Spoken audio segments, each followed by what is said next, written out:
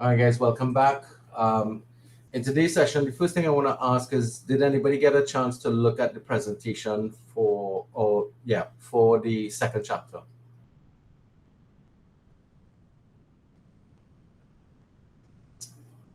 No, sir.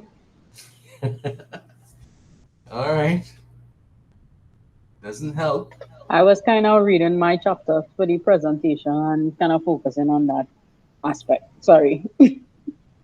I can. That's always going to be the part of it that I get worried about. All right, so you guys seeing this? Yes, sir. Yeah. Yes, sir.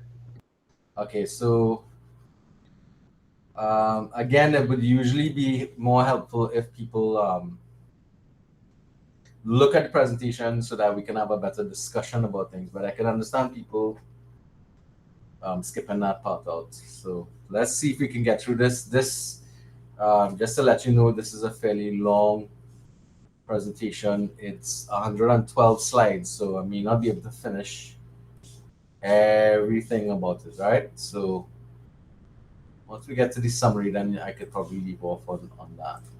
Okay, so let's begin again.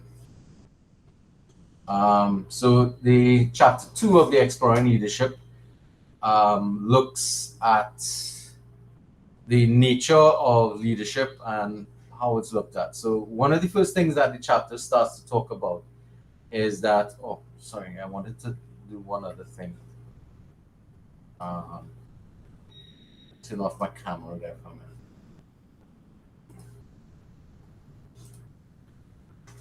All right. So I don't know if a lot of people have this perception that leadership seems to be some kind of prize. How many people have seen that as a sort of prize type thing? That, you know, when you arrive at a position of leadership in your organization, it almost behaves as if it's some kind of reward that you received. Like a promotion for doing good work or something. Correct. Yeah. And a lot of people treat becoming a manager in an organization like that. You know, they arrive at that, and it becomes part of like who they are, kind of thing. You know, I'm the manager of this, or the CEO of this company, and that kind of stuff. But you know, the unfortunate thing about it is that leadership is, because it's so desired, sometimes you have the wrong people ending up in leadership positions in organizations, and that is part of the situation that we want to look at. The second So, quotation. Uh-huh. so just to interrupt, so I believe that your superiors or your managers also make you feel that way. They try to make it seems like Correct. they try to make it seem like you have accomplished this from your hard work. So you should feel great about it. And then when you get there, it's a lot harder than it. Well, yes, sir. I just see leadership positions as a lot of responsibility and work. So. Well, and it's true, because when you fall into a leadership position, the reality is that it's really the reward for more of good work. That's what I always tell people. The reward of good work is more work. All right. Okay, so which is one of the reasons why you come across this circumstance here, where leaders are revered by some people and hated by others, and that happens in organizations as well. Some people, you know, are afraid or almost treat the leadership in their organizations or in the society as somebody to be almost feared, and some people just totally hate leadership and authority. That's something to look at as well. And interestingly, leadership is one of the most observed but yet still least understood phenomenons on earth. That's from this gentleman, Herb Burns. All right. And again, this is straight out of the chapter. So the perception of leadership is different. Remember, we talked about this, different by for everybody. Yes, somebody wanted to make a comment, Yes, speaking. Yes, you're speaking with Anisha. right? You wanted to make a comment. You need to speak a little louder or move your microphone closer to your mouth. Yes, I So I am. think, so I think she on the phone. Actually, Right. my call by mistake. Yes, I was awaiting a call. Okay. Yeah. Miss Webb, can you mute your mic a bit? Okay. So leader, if you look at things about leadership, you'd realize that it's been written about and researched and talked about by a No, lot I of wasn't people. aware I was to do anything like that. I'm not sure what I'm Sir, supposed I to do think you might going have forward. to mute Okay, it for who's it? Mm-hmm. Anisha Webb. Okay.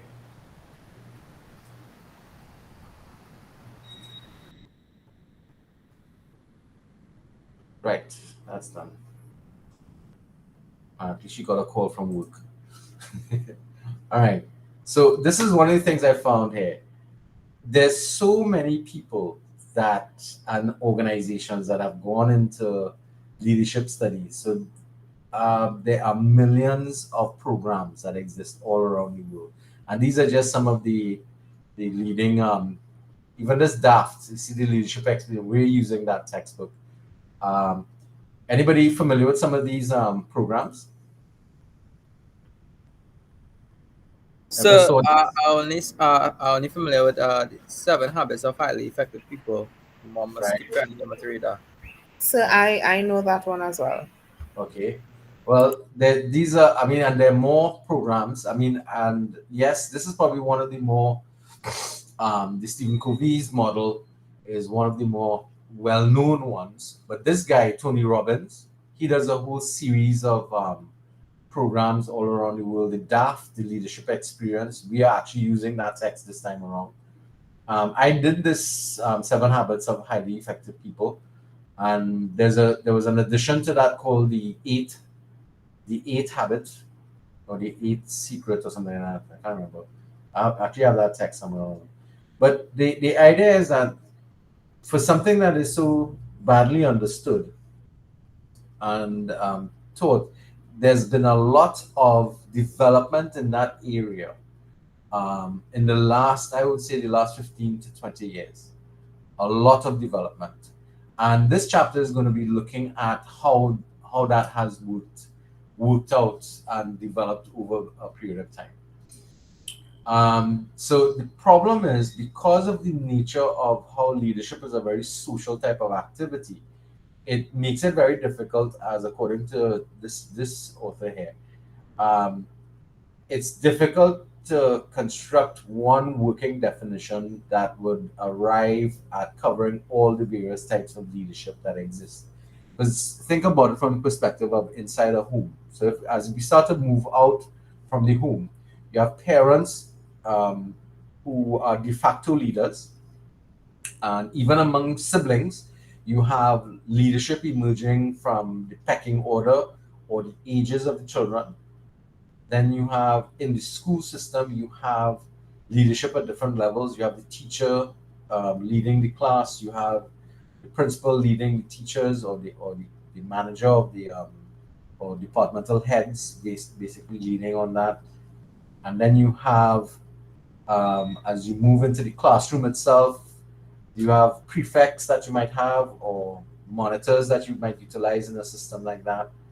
Then you move into organizations where you have managers, supervisors, owners, all different aspects. So one definition of leadership makes it very difficult to utilize across the spectrum of leadership potential that exists. Um,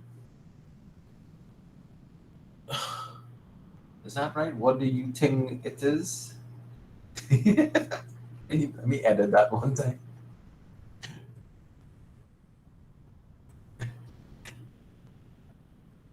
Oops.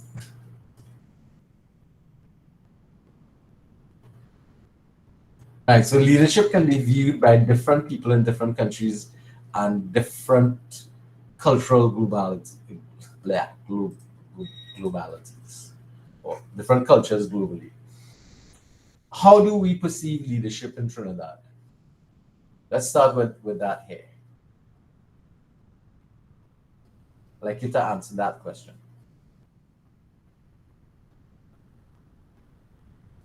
just your perception of leadership in Trinidad. Let's look at it from a political sphere. If you were to speak about the leadership in our political environment, how do we look at it? What's your perception of leadership in the cultural field, in the political arena of Trinidad and Tobago? So it's a form of status. Right? So leadership seems to be status. What else? And again, this is only about how you perceive it, and your perception is as real as you because it belongs to you.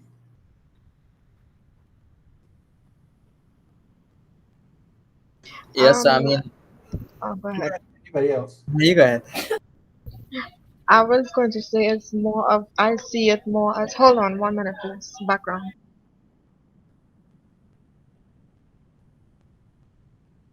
Yeah.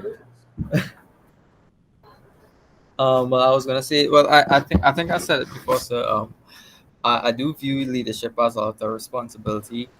But yeah, I don't know what to say.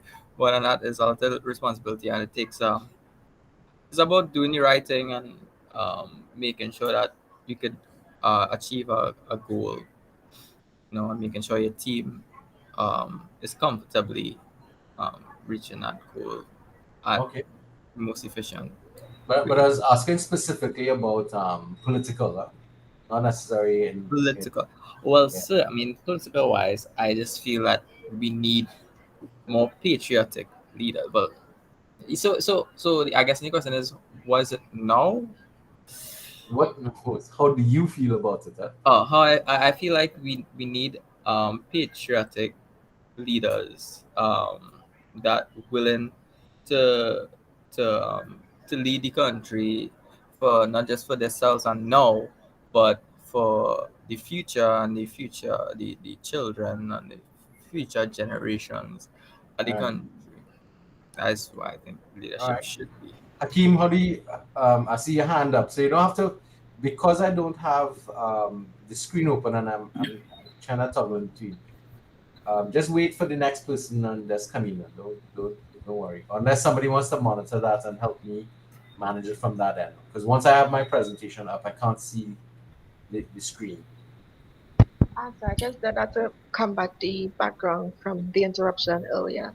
So Correct. what I was saying was that I see the leaders that we have more of social media influencers, mostly because of the fact of how they interact and engage, even during official press releases, the examples that they use, the local um, annotations and stuff like that that they use. It's more of a, I don't want to diminish it to something of a joke, but at the same time, it could be taken that way. And we all have seen stuff taken even in the correct context and used as memes, etc., across social media. So I see them more as influencers in high power over like actual people of, leadership status. So that's probably just me. I don't know. All right. Okay. So let's see where the text is going to lead us in terms of evaluation. All right. So what we look for in our leadership is, or what the text is indicating, and this is quite true actually, is that we are looking for people who can deal with the issues that confront us today. And and the issues are wide and varied. You have, in our case right now, we have a pandemic that we're dealing with. Still, you have social issues of class inequality. You have economic issues of access to resources. You have a whole number of issues that we are looking to our leaders to help with. All right, climate, like for example, I've listed here climate change, globalization, poverty, access to healthcare, education, and other public services, basic critical to survival. What am I missing here that you think might be of critical importance here? I mean, I mentioned a couple more broad things: economic equity. I spoke about So reduction in crime rate, me see.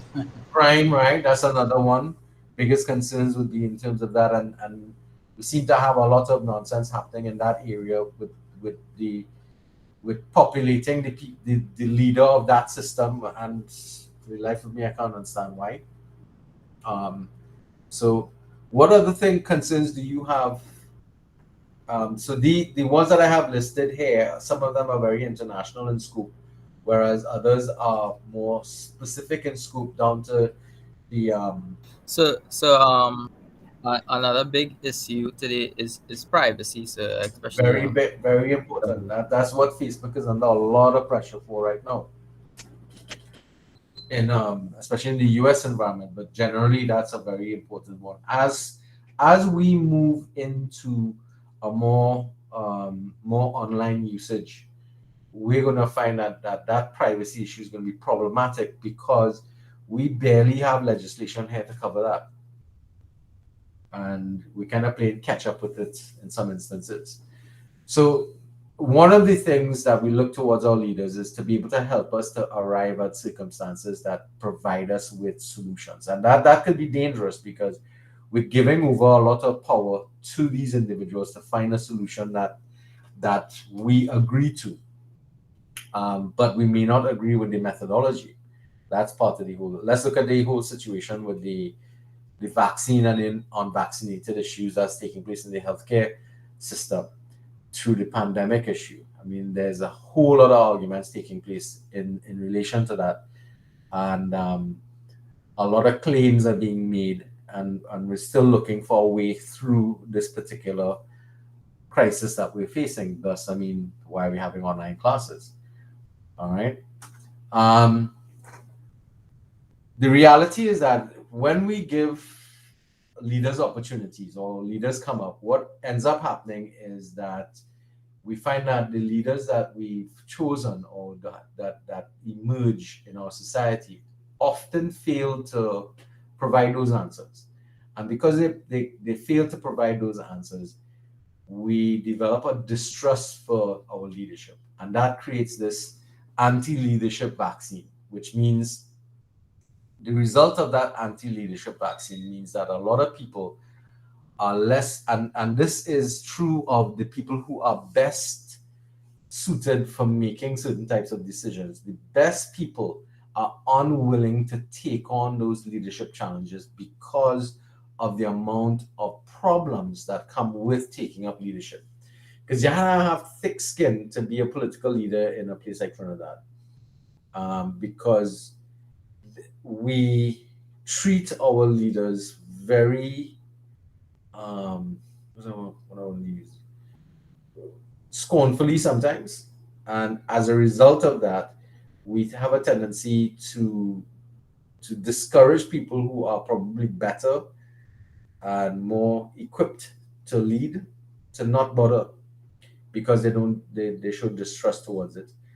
And leadership is, although it can be a rewarding experience, it is a very frustrating and exhausting experience as well. And anybody here has ever been in a leadership position that they worked hard towards getting and then found it to be a mixed bag of experiences?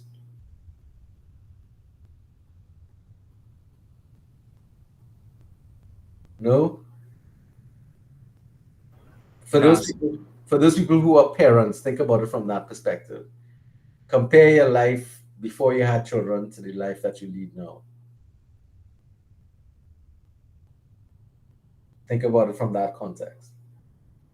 But somebody was going to say something, and I kind of cut them off. No, so I was just gonna say no, I never really had an experience like that yet. Yeah. Are you in a leadership position? Not really, no. What does that mean? Not really. Well, I'm not. I'm not really the leader, but I do assist. Well, I guess I don't want to use the term subordinates, but I do assist. All But right. even So not. it means that you are a partner. You could classify yourself as a partner to your current leader. Yes? Somewhat, So, yeah. Yeah. sorry, what's the question? I'm asking the question here is that how many of you all have been in leadership positions and found it to be like this last quotation here, rewarding but also very difficult? And I was asking people who have children to think about your life before and after having kids, because as a parent, you become a de facto leader. Well, I think you hit the nail on the head right there because I once saw a little video, and the video basically spoke to a recruiting agency was interviewing some persons for a job, for a position, and when they ruled out the different criteria and what the job entailed, people were like, "What kind of job is this? This is crazy because it entailed long Every hours. You're not getting paid. You you're not being promoted. You are not appreciated." And they went on with a whole lot of other things. And motherhood.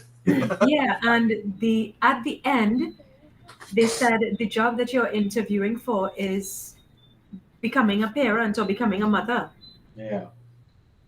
I think I remember seeing that, and of course nobody wanted the job, right? Yeah, and it actually got me emotional because it opened my eyes. It is really it's a labor of love. Well, and that's the nature of how they want you to understand that leadership can be the same thing. Any form of leadership will not be worth the financial returns that you might get. You have to look for the non-financial intrinsic um, things that come up from it that help to make it fulfilling for you to see something grow and develop, but not necessarily you rewarding from it. And that's also like teaching. Hmm. Teaching is not something where you get a lot of financial return, but what you do find is that well, for me, I know it works for me. It's enjoyable to start a semester and then see at the end of the semester the change in the class, the change in the students and the individuals, the interaction that the students are having, and the development taking place along the way.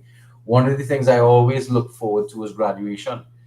Um, and because of that, for all graduations, I have always been the marshal, the chief marshal, which means I get to meet all the students at their graduation and help get them ready to cross the stage and organize their stories so that move them through the thing. So, and I always enjoy that because you meet students who you would have met in your class before, and they were at stages of, I can't make this, I want to drop out the class, and those kind of students. I remember meeting one of my students, and she had written an assignment for me. I was doing reflections again, and she used a photograph of herself, well, not herself, but an image of a child wearing what is called a dunce cap. You all familiar with that? A dunce cap. Yes, I've Yes, heard sir. of it. Kind of triangle, well, a cone shape hat. And she wrote that thing about herself, and she feels this way because she hadn't met a deadline for the assignment, and I had extended I extended the deadline for her to submit her work and stuff like that, because I realized she was struggling. She was a single parent working full-time job, so she was having real problems. Um, and I was there for her graduation, and I saw her and I said, I was putting her in, well, organizing her line, and I turned to her and I said, "Do you remember what you said in my class so many years ago?" Um, and it was a really that is kind of experience that I have that makes teaching worthwhile, to see that growth and development of people along the way. And sometimes the best times to see it is at that point of celebration. But having leadership, or taking on areas of leadership, can be a very challenging thing, and that's true. And one of the things that they talked about, this anti-leadership vaccine, is one of the things that happens a lot. A lot of people don't want to take on leadership positions because they simply don't trust the people that they work with, and they don't want the negativity that is associated with taking up leadership positions to follow them. And that because it could be really taxing on your stuff. All right. Okay, research studies. Let's look at the myths of leadership. An important consideration is the understanding of leadership in the context in which it's practiced. So the first thing that we have to start to look at is when we talk about leadership, we have to look at leadership in what context. And the context really is talking about where is this leadership being exercised? Is it in a corporation? Is it in a social movement? Is it in your classroom? Is it in your home? And based upon where it's being practiced, the types of leadership behaviors and ideas will be different.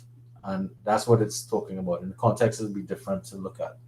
So we talked about this one before. Leaders are born, not made. That's a myth. Leadership is hierarchical, and you need to hold a formal position, have status and power to be considered a leader. That's not true. In many organizations, people without formal positions are in fact de facto leaders. And that's the same thing about motherhood. All you need to become, and sometimes you don't even have to have a child. You just need to be an adult in a situation, and you might find yourself taking on maternal or paternal responsibilities and leadership positions with children. You have to have charisma to be an effective leader. That's not true. You don't need to have that. Okay. There's one standard way of leading. That's also not true.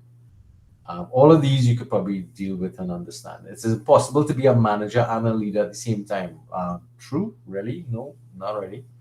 You only need to have a common sense to be an effective leader, and that is one of the things that they talk about. But is it that leadership is a common sense thing, and it's not. It's a lot of stuff is happening when it comes to leadership. Which is why a lot of people, when they arrive in positions of leadership, they become lost sometimes because they lack some of the skills required to, take on those leadership positions and deal with the issues that face them as leaders, because they're different to the issues that you're going to face as somebody who's just working in a department and doing jobs under somebody else. So, and they generally tend to be a lot of people related issues. All right, so in terms of the truths, leaders are made, not born. Many people have the capacity to learn to become leaders, but you can develop those characteristics. And therefore, there's a whole host of issues or factors that play into becoming leadership, but everybody can become a leader. Or can rise to leadership positions. So the idea is that nobody's really born with any sort of innate characteristics. And this is one, as I said before, we're going to debate in more detail. Exercise leadership being born and not made. Though we can say that people's environments influence their development and can make them predispositioned for becoming leaders, it doesn't mean that somebody who doesn't have similar environments and influences can't develop the skills and capacity to do the same thing as well. So that's what the talk is all about. Leadership occurs at all levels of organization, and that is also very true, because if you think about any organization and the way in which it's layered, at various layers or circles or teams, there's generally going to be an opportunity for somebody to take leadership or to arrive at a leadership position, regardless of how flattened the organization tends to be. Now, what we mean by that, for most people, they would remember leadership looks like a triangle with the leader on top, and then as you go down, you have fewer and fewer people until you get to the base, which is where the majority of everybody is located in an organization would be on that organizational structure. So the idea is that if you're using that type of structure as opposed to others, and when we look at complex organizations, that chapter will treat with this area here. Leadership in those different silos or those different areas of the organization would help, because every department has different leaders. So you all are familiar with the college's structure. Let me see if I have something on that now. You're familiar with the structure of the College of Costat, by the way? Not When you say the really. structure, the organizational structure, The org structure there. No, sir. Okay, so the first thing at the top of our structure is something called the board. Why? Because this is a government organization, so the government created a board of directors. All right, so it's set up like an organization. On the board is the managing director of COSTAT, which we call the president of the college. The president then has their own office. They have administrators and stuff attached to them. The board, and they support the board and look after their needs and whatnot. Now, under the president, therefore, you have a host of vice presidents, and each vice president is in charge of a different aspect of the college. So you have the vice president of finance, the vice president of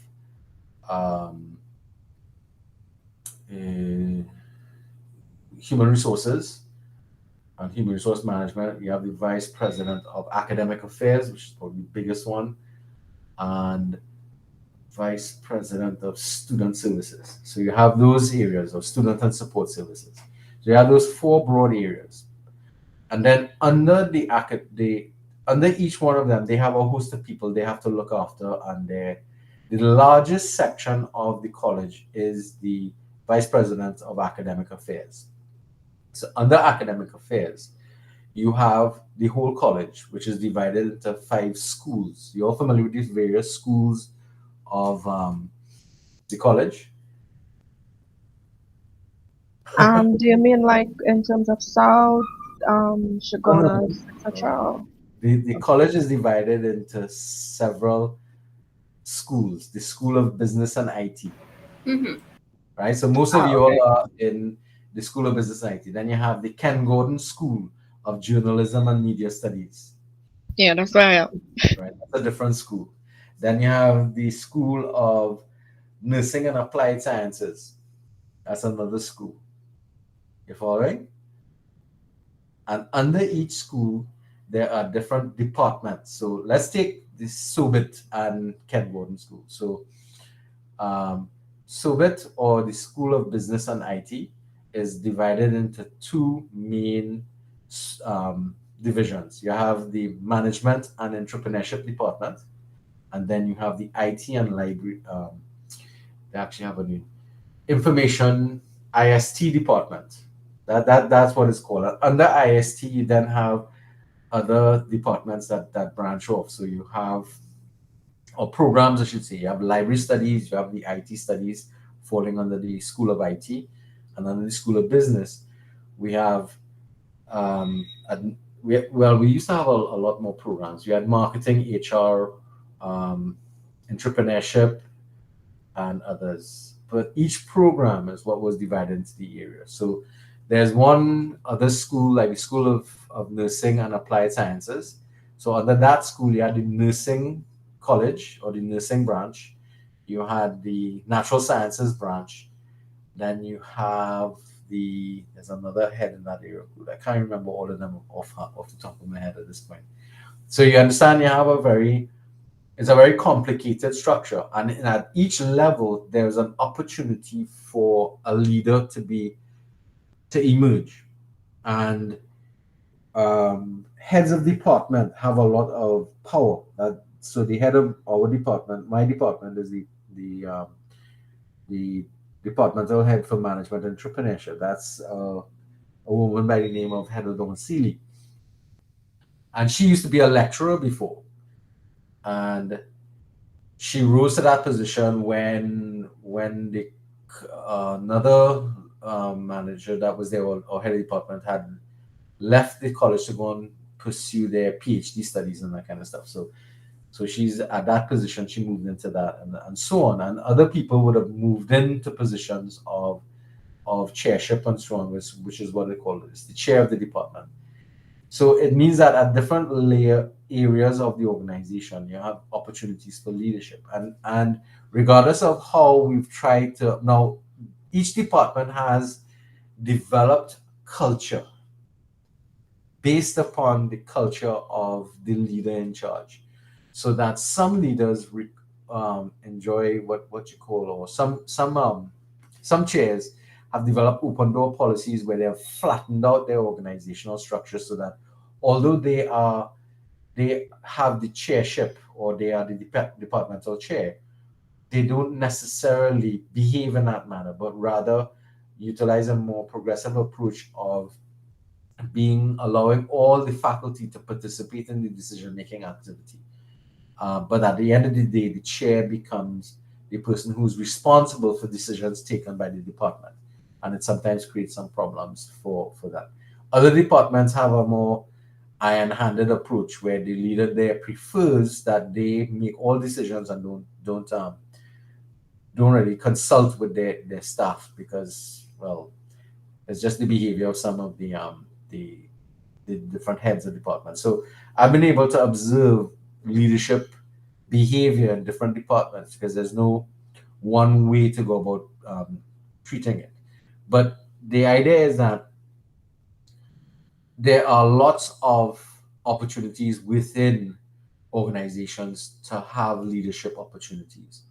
And each one of those opportunities allows a particular amount of development to take place. And that's an important element about leadership. Leadership has a lot of opportunities. In more stringent organizations, which have more definitive lines, you'd find that a lot of them now use a lot of teams approaches to getting work done and dealing with their departmental activities and jobs. Anybody familiar with that team approach? In their organization, team approaches with team leads. They don't even call them managers anymore. Nobody's familiar with that? Nah, sir. Okay. All right, but when we start to look at organizations in more detail, as I said, you're going to see that that's going to be part of the issue that comes up. All right, charisma is not a prerequisite of leadership. This is what we're going to spend a little time on. Charismatic leaders have a profound and unusual effect on followers, and that's very dangerous. Charismatic leaders are seen to be visionaries, and therefore they have a very strong desire for getting a particular vision accomplished. The problem is, if you don't have charisma, which means you don't encourage people, a lot of people are not seen as being good leaders because they lack that charismatic approach. Would you say, for example, that Dr. Rowley is more charismatic than previous leaders of the organization of the PNM, for example? Nah, sir, I doubt him more charismatic. So. For good or bad, did you think that Basil Pandey might have been a little more charismatic than him? Yes, sir. I mean, and I've already experienced Basti Pandey because, so I probably was like a child or something. But I hear a lot of stories. Like my mom always used to say he's like the silver fox, and he could always. No, that was his nickname, the Silver Fox. Yeah. So I already hear stories about Basti Pandey. So, but who can you picture in any of the organizations politically, from a political sphere, as having charisma?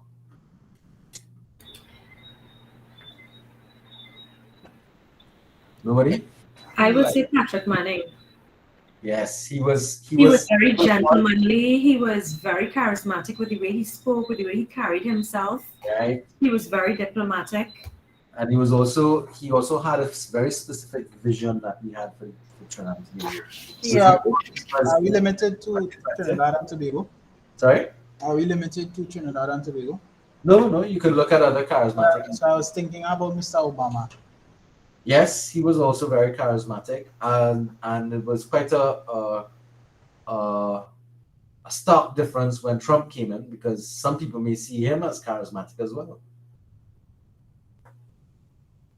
He was certainly a leader who was able to capitalize on the emotional reaction of his base, and I think when he first won the election, he kind of shocked the nation into kind of like, what happened here? Anybody looked at or observed the leader in the UK, Boris Johnson? Nah, sir, that name We is call something. him the European version of Trump. The man horrible, sir. Yeah, I mean, a lot of people really had problems with him too. I think they still have some problems with him. But understand now, charisma is dangerous because of the emotional response that people have to charismatic leaders. Because there's what we call a dark side to charisma that we have to pay attention to as well. All right, this is quote is interesting. The three most charismatic leaders in the last century inflicted the most suffering on the human race than any other trio in history: Hitler, Stalin, and Mao. Think about that. You're all familiar with all three names, right? Nah, sir, not Mao. Mao, Chairman Mao, China. Hmm. Never heard of him. Never heard of Chairman Mao? Nope. Really? Okay, so the People's Republic of China owes its existence to Chairman Mao. He led them through that to the current situation that they're in. He was he Stalin and Stalin in particular, both of them kind of work together because that's that region of the world up in that corner there. Mao created the Communist Party, who currently still rules China, and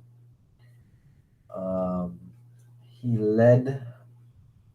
There was a lot of problems with the Chairman Mao because a lot of people died because of a lack of preparation for things. But the system that they had set up there was quite authoritative, and it laid the foundation for the kind of authoritative system of government that existed. Same thing with Stalin, because they were both based upon that whole concept of of absolute control, and that was one of the things that charismatic. Now you wouldn't know Mao primarily because you don't speak Chinese, but if you do some research on both Mao and Stalin, you'd realize, and Hitler, they were all extremely charismatic leaders in their countries and in their time. Okay, so it's beginning to rain here a bit. Are you all hearing me still properly? Yeah. Yes, sir. So these are some other charismatic leaders in history. Can you identify them? Well, we talked about him already. This is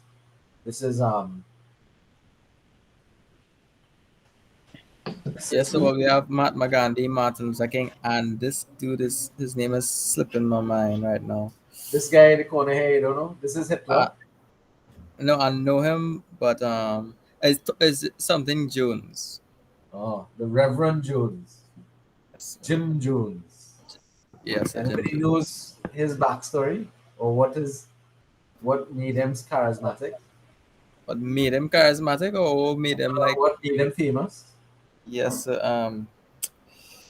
so he gets some people to drink some Kool-Aid. In fact, the whole saying of drinking the Kool-Aid. He was a mass murderer, a cult leader, and a political activist, a preacher. Yes. Well, I'm not sure if he He was. developed something called the People's Church. Remember that? Yeah, he was a faith leader as well. Right. And a supposed faith leader, yes. But he was a charismatic leader. And that's the problem with charismatic leadership. Charismatic leadership can be used for good, as we have with Mahatma Gandhi and for Martin Luther King. But it could also be used for evil, or what we would look at as being bad, in terms of Hitler and Jim Jones. And I use Jim Jones because his the mass suicide that took place in Guyana. If you ever, there are actually films about it now. You could look at it and see. Yes, I've read about it in some textbook, maybe social studies or something. Yeah, but it's more entertaining to look at some of these with film. I'm a visual learner. I'm a film buff as well too. I like looking at movies. So I tend to like to look at my history that way in a more visual light. All right, so that's charismatic leadership. There is not one right way to lead, and that is true. It's going to be across the board. So leadership styles will change based upon gender as opposed to sex. The book says sex, but gender, cultural identity, or personal value system. So you find that persons leading would lead in a manner that matches their preferences. And the context of where you're serving is also going to determine the way in which your leadership is going to work or operate. So those are things that these are the truths, as you said. The importance of distinguishing between management and leadership. Now, honestly, here, a manager, so it starts by saying a manager is an individual who holds a directive post in the organization. So it means that they have the responsibility of what is taking place in the organization and therefore is given the authorization to allocate and resources the way they see best fit to get the objective completed. But leadership is not necessarily going to be the same thing. Leadership, right? So sorry.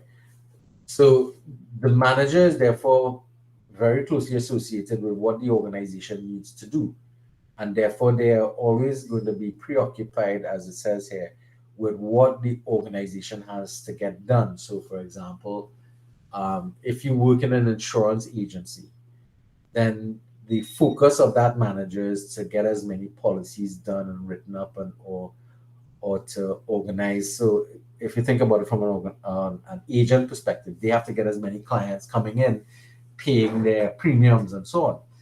That's important. That's their focus. That's the business. Without the business taking place, then the organization will not be able to operate. So think about, for example, an organization that's sales driven. Their focus, the manager is focused on getting more sales. It does not necessarily mean that they're focused on their leadership. So management and leadership sometimes contradict each other because what is good for the organization may not be good for your followers. That makes sense? Yes, sir, it could lead to a conflict of interest. Right. And this is again where we may start to experience cognitive dissonance as well. So we'll see that coming up as well. So there are distinctions being made between management and leadership, but there's a huge set of overlap because if you can achieve the organizational objectives by making sure that you look after the people who have to deliver, then that makes you a better leader than a manager whose only focus is on getting the job done. And I don't care how it's done, you just get it done. And I don't care how you feel, and I don't care whether or not your family is affected negatively. I just don't care. If you want to get paid at the end of the day, get the job done. That kind of manager is one that you might have experienced in your life already. Some of you may be currently experiencing managers like that, especially given the circumstances that we find ourselves in where businesses are under threat of closure because of the pandemic situation. You might find yourself in a situation where you have a leader who really don't give a shit about you and they're simply telling you, you get this done or you don't bother to come back tomorrow. Any of you all are working under circumstances like that? I hope not. Because if that's the case, it can be very scary to be working in a situation like that where there's absolutely no human aspect to the management. But a good manager is also a good leader. So that although there are distinct differences in the functions of management and leadership, there is a massive overlap that allow for good managers to be good leaders as well. So something to think about. Leadership is teachable. And that's the main thing. That's why we have this class. If it wasn't teachable, then why bother to have this class? if we were born leaders, then why bother to try to teach leadership? All right. So that's the whole concept that I'll be talking about. And interestingly enough, I like this the second part. Learning about leadership and developing as a leader is a lifelong process involving preparation, experience, trial and error, self-examination, and a willingness to learn from mistakes and successes. That means in any position as a leader, in whatever context, you never stop learning. And that is something that I know when we were younger, or when I was younger, I was always thinking to myself, I can't wait to get out of school and finish with it. And I think I was having a discussion today with Nadia about this. And when you get into being an adult, now you realize that you never ever leave school, because you graduate from one school into another school of life, and you're going to keep on learning and learning and learning. But it's just that the learning is going to be even more critical now, as opposed to before, when you were in school and there was sort of like a safety net there. So if you didn't do well in that environment, then there were opportunities to correct that. Some of those opportunities of correcting from mistakes is more critical than others. All right. So definitions of leadership. So leadership, the word itself, is traceable in the English language to about 1300s. The word leadership emerged in the 1800s and was used in the context of political influence. So in its formative days, leadership came out of politics. And of course, the 1800s, politics dealt with monarchs. All right. There were very few formal definitions of leadership that existed from the 1900s to 1929. Again, that's because they were still looking at great men and that kind of stuff. In the 1980s, you could find upwards of 110 different definitions of what was leader, and it was created primarily in an academic field. So you'd find that leadership was studied more from an academic perspective. You could find 221 definitions in academic and scholarly materials, and at least 366 publications on leadership, which don't include formal definitions. So this is just an idea of how we have developed the concept of leadership. This early definition by Mumford defined leadership as the preeminence of one or a few individuals in a group in the process of control of societal phenomenon. Whoa. Yeah.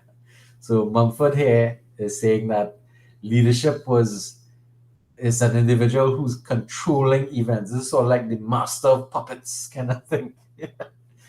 And therefore it has a very, I think, a very negative type of purview in terms of it. Anybody's familiar with a book called but it's not the name of the book, but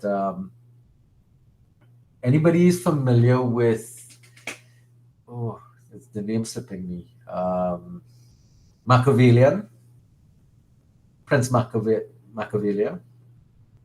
Anybody familiar with that? Because that was one of the early leadership texts that existed. Check it out if you have a chance to look for Machiavellian and Prince Machiavelli. All right, so early definitions describe leadership as one person controlling others or inducing them to follow his or her commands. So again, that puppet master look good. Contemporary definitions, contemporary meaning more recent, describe leadership as a relational process based on mutual goals towards some action or change. And that's actually for what we are looking at. Another aspect is that there is a level of interaction between leaders and followers who work together to accomplish the same thing, same concept of relational leadership model. So that's what we're looking at. The way our level of thinking and understanding how leadership works develops over a time frame and is influenced and integrated by this framework of leadership definitions and theories that have emerged over time. In the different fields of academic study that looked specifically at leadership studies. We went through some of these already: anthropology, psychology, history, sociology, the arts, and philosophy. And then we have to add to that the interdisciplinary. So you have psychos, you had well, you'll get psychological history or an anthropology. So there's a whole set of mix and match, and then you have the more modern approaches of the scientific method of leadership and that type of stuff, where they actually made try to use scientific methodology to observe the practice and behavior of leaders in different types of situations to see what's going on. And we see some of that here.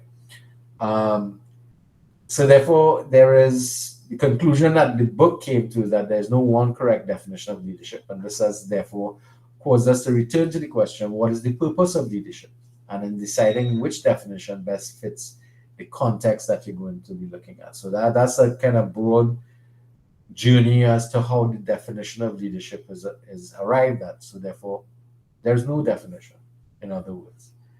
And therefore, what we look at as leadership becomes this chameleon that has to adapt to the conditions and the context of where they're working. That's something that we'd be interested to look at. 8 metaphors used to describe how one might perceive the function of a leader. So it's kind of, there should have been a line here to separate the competitive market metaphor, the consensus metaphor. So you can see, what do you understand by the competitive market metaphor? Anybody has an econ background or a marketing background?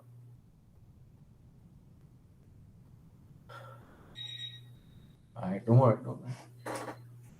Think about it as the competitive market metaphor speaks to the survival of the fittest. Consensus metaphor would be, a leader looking for consensus. Anarchy metaphor would be looking at, who making the most amount of noise in a social environment or social movement. Administrator, so person who's administrator. The collective bargaining metaphor. So again, we get together and we get the collective, the strongest voice gets the thing. Independent judiciary metaphor, and the democratic, and this one I get real problems pronouncing. Autocratic, the anybody want to help? Plebiscitary. Say it again. Plebiscitary. Plebiscitary. What does that mean? No idea, sir. All right. So hopefully I have some explanations here. The metaphoric examples use provide us with a clearer, more visual understanding of concept, process, and phenomenon. A common contemporary metaphor likens leadership to an orchestra or a symphony. So this is so the previous ones we were looking at were some of the metaphors that were utilized. So again, some of the best ways to be able to identify something is to create an image of it. So that's the idea that they use with these metaphors. So these 8 metaphors were identified. It's not critical to understand all of them. So they went on to talk about the orchestra or symphony. So you have this situation here. So if we look at this, any musicians or professional or amateur, doesn't matter, in the class, or people who just enjoy music? Amateur. I enjoy music, but amateur. All right. So the guy who is the leader in that situation that we're looking at there? Mini conductor, sir. Is it really? All right. So hold that idea. Because look at this metaphor, the jazz musician, and look at what the pre talks about here. Jazz band leaders, similar to an orchestra situation, must choose the music, find the right musicians, and perform in public. That's the function of the band, right? But the effect of the performance depends upon many things: the environment, the volunteers playing in the band, the need for everybody to perform as individuals and as a group, the absolute dependence of the leader on the members of the band, and the need of the leader for the followers to play well. You seeing that there? This Yes, is sir. this is how have you ever played music in a group? I Yes, played sir. pan with one once before. All right. So you play as part of a group, Yes, sir. right? And you Yes. understand that the leader is really the person who kind of guiding everybody together to get song coming out. But you can understand that the symbiotic relationship between the players and the leader is one that's going to create sound. So that if you don't get it right, this is a nice image that would represent that. Individual in terms of can you hear, your microphone Yeah, there? your mic is on. All right. So the um, each individual needs to be proficient with their instrument, but being proficient with your instrument doesn't make the band sound well because that's sort of like you have a football side. Well, it seems there's a lot of furor going on in is it the English League for Manchester United fans? Yeah, they were really upset the other day. Yeah, well, they get fired at best from a lower ranked team, so 5-0 is nothing to talk about. Yeah, Ronaldo went kicking people on the floor. Ooh, even worse yet. And the thing about it is that they're laying the blame of it directly on the leadership, no? The coach and the coaching decisions that were made. Now, you can have the most talented people in your band, or in this case, your football side. But if you can't inspire them to work together and coordinate their efforts and inspire them to do their best within the context of the group, the organization will not work. It will not achieve their goals. And Manchester United right now is a perfect example of leadership gone wrong. So who's are the memes of them putting this guy oh God, what was the manager's name? Got another big football fanatic who led Manchester into a lot of things. The coach that we had. Sir Alison Ferguson. Yeah, Alex Ferguson. Ferguson. They have him in a glass case in case of emergency break glass. Very interesting. So this whole context here it kind of lends itself to both because there's another analogy or metaphor I'm using this the soccer team or the football team. I mean you could have um, the very best players, but if you can't get them to work together and play well together and complement each other, then you're going to get rubbish, which is what they saw. All right. So that jazz metaphor, it illustrates, and these are the things that it's trying to illustrate the inclusiveness of the process, the valuing of individuality, because you have to value each individual in the group and the group as well, showing the importance of the public good. So whatever they're doing, you're doing for the because if you think about it, you're performing a piece for the pleasure of the listening audience, empowering people to realize that they have special gifts in terms of their abilities and their talents. So you have to work all those things together to try and get the best out of the performance, and it only lasts for as long as the performance continues. All right. So for people who have worked in bands that have had good performances, you know when it's happening. If you've played in music in a professional manner or even in an amateur group manner, people enjoy your work and you can get that feedback almost immediately from the audience when the group or the team is working well to get the music there because people will just listen and enjoy the the musicality and the one and you may not necessarily even have the very best individuals in the world when it comes to the musicality or the music training or even for a football team. You could have just average players who once they get it together will run riot over people. That makes sense? Yes, sir. All right. Um, this gentleman, Ross, he uses the metaphor of an episodic affair. So he talks about anytime people do leadership, they are involved in a process that is bounded by time. Subject matter, specific leaders and contributors engage in the process, place, and context, and it is an episode in people's lives. So, in other words, what he's trying to say is that not every moment of every day in your organization are you being a leader. You basically have leadership episodes. So, for the day, you might find yourself doing and this is something that scientifically they started to measure as well. You might find yourself having um, operational activities, but in terms of specific leadership activities, activities that are geared towards developing leadership and camaraderie and encouraging your followers, is going to be a minimum amount of time, and this varies based upon the context.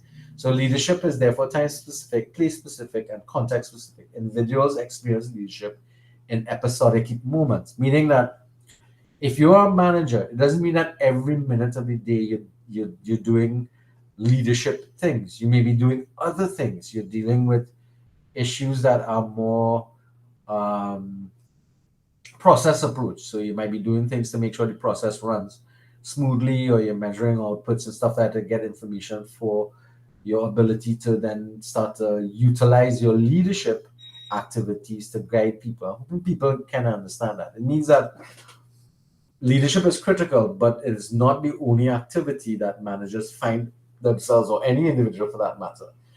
For example, if take your consideration as a parent. Not every moment with your child or with children is going to be one that is of leadership in nature. Sometimes there's just the pure enjoyment of just being around your children and enjoying experiences.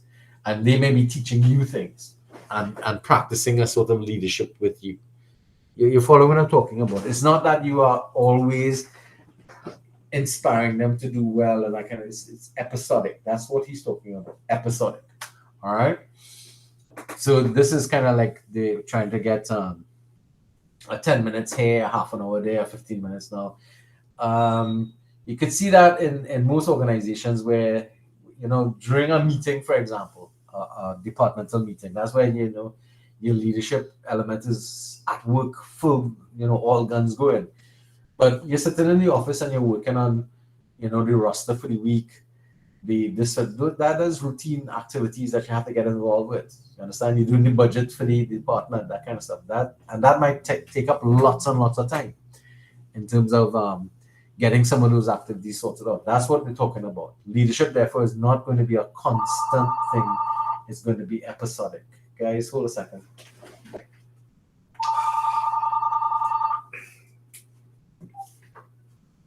Look. Right. Hold on.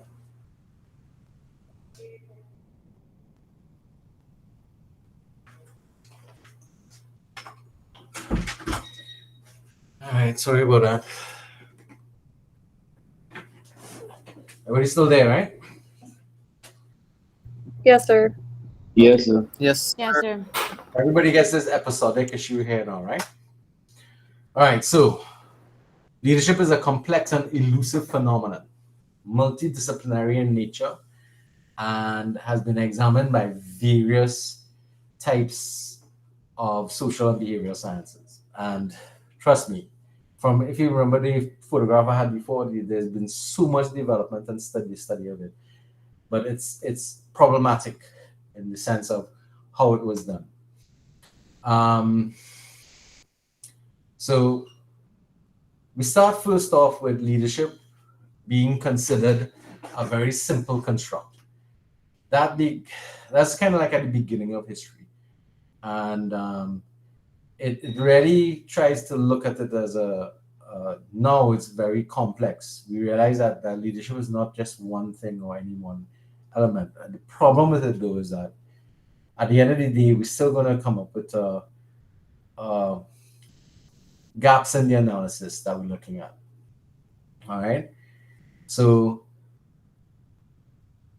the difference now, as opposed to then, is that although they still have issues with defining um, the leadership theories and so on, there's still the whole issue of it having a lot of research to back up positions that we have now, and it has a lot to do with backup and stuff like that. So these are the main theories that have risen over time. You have the great man approach, the trait approach, the behavioral approach, the influence theory, the reciprocal leadership approaches, the chaos theory, and the situational contingence approaches, which is these are the main concepts that have come up and they're classified under these areas. So let's look at the great man. These theories precede trait approach. They were before, they were earlier, and it kind of revolved around the Darwinist thinking process of, anybody's familiar with Darwin? And what was the main theory that he talked about? Survival of the strongest, right? You're familiar with that? Charles Darwin. Yep, Charles Darwin. Yeah. So his evolution theory was based upon survival of the fittest, right? So the same thing is the nature of the great man approaches. They will position. You have to remember too, what happened is a lot of the theories that we're going to see will kind of mirror the more popular theories of main philosophical thinking at the time that they came up. So kind of appropriate the time frame that they're looking at in terms of this. All right. So the great man folklore is based on brothers of reigning kings who were ascribed to have abilities of power and influence. It was believed that intermarriage of the fittest would produce an aristocratic class superior to the lower class. Of course, we know what the problems are with interbreeding, right? And that's one of the reasons why you have a situation where people who went into this idea of the great man theory, because you had cousins marrying cousins and then brothers and sisters having children, all kind of nonsense, and that led to the breed becoming very weak of these individuals, because they believe that the heritage of the individual was what made them a great leader. If you look back in all of the history elements of great people, they try to make links with people who emerged in history as great leaders back to some great historical reference. All right, and of course, because in that time frame, men was the focus of leaders. Great women such as Joan of Arc and Catherine the Great were ignored because they were abnormalities. So of course, even Elizabeth I was going to be one of those people who would be ignored as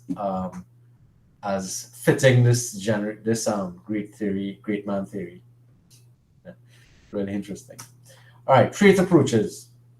So in the 1900s, the great man theory gave way to the traits approach, which therefore, what this approach talked about is really the development of looking at the traits of the leaders. So good leaders have to have certain traits, and I think I identified it. Assume that leaders have particular traits such as intelligence, height, self-confidence, differentiated them, which would make them different to non-leaders. That sounds something familiar, guys?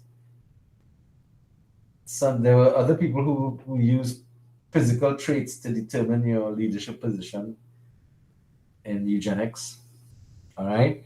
Research, however, failed to produce a list of traits to ensure which characteristics leaders must possess to be effective. This paved the way for the behavioral approach. So understand, each generation is trying to develop a theory that tells them how to predict where good leaders come from and make it a more predictable thing, as opposed to, some people seem to be good leaders, other people seem to be poor leaders, and so on and so on. And that, of course, then, because that trait theory failed, it eventually led to the development of the behavioral theory. So the behavioral approaches try to do analysis So they try to look at what managers do on the job and try to work them into the various activities and functions that and their responsibilities. So basically what they were looking for was what are the behaviors of effective and ineffective leaders and compare them to determine what are the characteristics that will make the one leader good or the other leader bad. So historically, the field of psychology largely influenced studies on the behavioral approach to further knowledge of leadership from the 1950s to the 60s. So understand this is post World War II.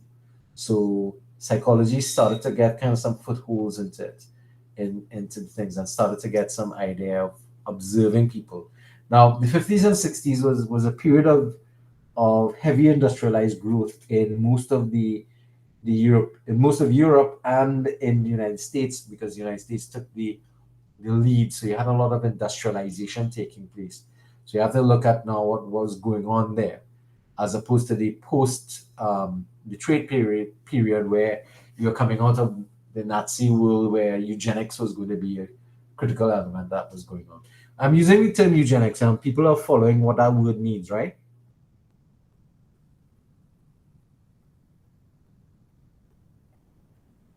Nah, sir. Okay, so eugenics is the study of race, and the the whole concept of differentiating races to determine which races were superior to others. Now, eugenics is a field of thought that was brought to the forefront during the Nazi movement, where their belief of particular types of people was superior to others. Can I get an understanding now? So that there were groups of people that Yeah, yes, sir. in the view of eugenics that was superior to others, and that was utilized to kind of bolster the racial profiling of different races in what is perceived of different races to be um, lesser humans. I think this is the phrase that I want to use, because so much so that it's a really disgusting part of our history, really, because eugenics is such a hogwash piece of theory that but it still is, even some cultures still or some scientists still work on it today. So basically, what they believed in is improving the human race, basically, or they No, thought they were trying to do. right. So you could The have bred. human species, that is. Yeah. Correct. So eugenics has led to genetics, Right. because the way in which you look and your features is determined by your genes. So eugenics was the way they did it then is breed, but through breeding. But they were identifying characteristics that they viewed as being favorable as opposed to unfavorable. So unfortunately, all right. So I'm gonna have to be blunt with you guys. There's no pussyfooting around here. So if you're black, you're negative and bad. So we didn't want black people. We didn't want black skin. You had to have blue eyes, blonde hair. You had to have a fair complexion. If you had black hair and you were white and you had blue eyes, fine, you could work. The whole idea was that particular aspects of humanity and various races were viewed as being subhuman.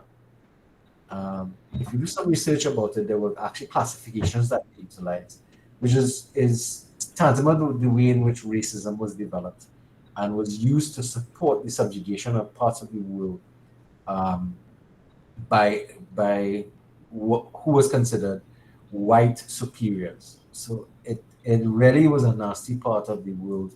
Still, and a lot of people still hold to this whole nonsense of there being many races. We only have one race. We have the human race, because genetical studies indicate that all of our DNA, all our genetic construct is the very same, regardless of what part of the world you come from or what you look like. All right? So it's a really horrible time, and you have to remember, coming out of the 1940s and 30s, so therefore the 1950s, that concept of studying traits and stuff like that, it kind of developed out of it. So again, keep in mind what's going on in the context of the 50s and early 60s, not the late 60s, in terms of how that is influencing the whole vision of leadership theory and leadership theory thinking. If we look now here, so these are two studies that they used during that period to kind of look at the managerial behaviors, and they came up with two: consideration and initiating structures. So basically, consideration would be actions taken by the manager in consideration of the subordinate, and initiatings would be actions taken by the manager to get things done. So they're kind of basis. So consideration was described as the degree to which a leader acts in a friendly and supportive manner and shows concern for the subordinate and looks out for their welfare, as opposed to initiating, the degree to which a leader defines and structures his or her role and the roles of subordinates towards the attainment of the group's formal goals, which is the organizational goals. The two dimensions are independent of each other, so scores can vary between each in a positive or negative manner. So they were kind of like looking at what the manager did and which structure it fell under, and therefore they kind of think about somebody in a lab coat, in an office, or in a factory with a clipboard with a pen. You ever saw those films where they'd see scientists doing studies like that? So they're observing and they'd be making marks on a checkboard and, have this kind of look on their face like, It's ridiculous, but this is what I picture when I see them doing this scoring methodology of research. So you'll score, and depending upon how much of one you do to the other, it determines the type of leader you are and whether or not things. Another theory was concern for people and concern for production. It's the same thing, initiating and the other thing. Right? So they use their model to conclude that effective managers show high concern for people and production. Duh. So you have to be concerned for both people and production to get good results. You can't only have concern for people, because then you might get kind of taken up by just being concerned for people and your production levels are falling. And you can't only be concerned about production, because then people's behaviors and their situation starts to come up, be kind of weak. And therefore, what you're looking for is balance in the two, basically.